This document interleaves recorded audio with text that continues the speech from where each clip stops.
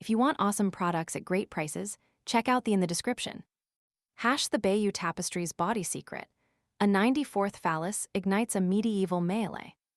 The Bayeux Tapestry, a breathtaking 70-meter-long embroidered masterpiece chronicling the Norman conquest of 1066, is renowned for its intricate detail and historical significance. However, beneath its seemingly pious surface lies a hidden layer of suggestive imagery that has captivated and confounded scholars for centuries. This clandestine element has recently resurfaced, sparking a spirited debate amongst medieval experts that's less about history and more about, well, size. 6 years ago, Oxford professor George Garnett ignited a global conversation with his meticulous analysis of the tapestry, revealing a surprising count: 93 meticulously embroidered penises woven throughout the narrative.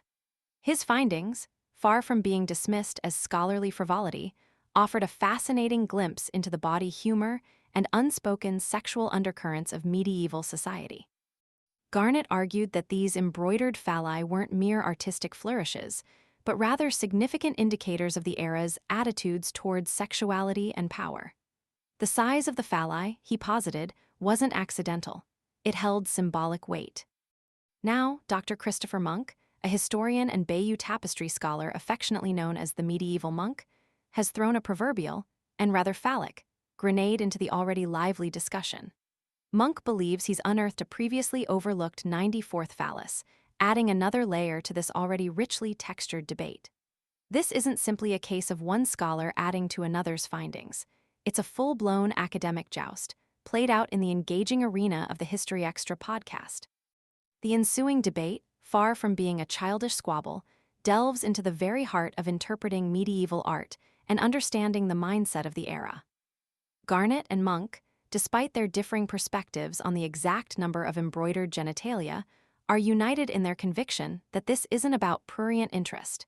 It's about deciphering the intricate tapestry of medieval life, with all its complexities and contradictions. Garnett's original research highlighted the correlation between the size of the depicted phalli and the social status of the individuals they're associated with. He pointed to the horses ridden by the key figures in the Norman conquest: Harold Godwinson, the Anglo-Saxon king who met his demise at the Battle of Hastings, and William the Conqueror, the Norman duke who ultimately claimed victory. Their steeds, Garnett observed, boast significantly larger, more prominent endowments than those of the less important figures in the tapestry. William's horse is by far the biggest, Garnett explains in the podcast, emphasizing that this wasn't a random detail. And that's not a coincidence. The size, he argues, reflects the power and dominance associated with these figures, suggesting a deliberate use of phallic symbolism to convey social hierarchy and the brutal realities of the Norman conquest. Monk's claim of a 94th phallus adds another layer to this already nuanced interpretation. His discovery, though still debated, further bolsters the argument that the inclusion of these anatomical details wasn't accidental or frivolous. Instead, it points to a deeper understanding of how medieval artists incorporated elements of everyday life, including its more risque aspects, into their work. It's a window into a medieval world that wasn't always as pious and restrained as traditional historical narratives might suggest. The debate continues, fueling a renewed interest in the Bayeux Tapestry and its rich, multifaceted layers of meaning.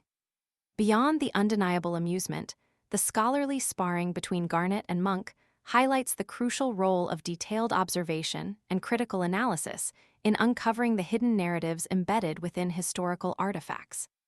The seemingly simple act of counting penises has opened a far wider discussion about the subtle, and sometimes not so subtle, ways medieval artists express their understanding of power, politics, and the human condition, all embroidered into the threads of history. The question remains: will further research reveal even more hidden phallic imagery, adding further chapters to this ongoing, unexpectedly risque historical saga? Only time, and perhaps further meticulous scholarship, will tell.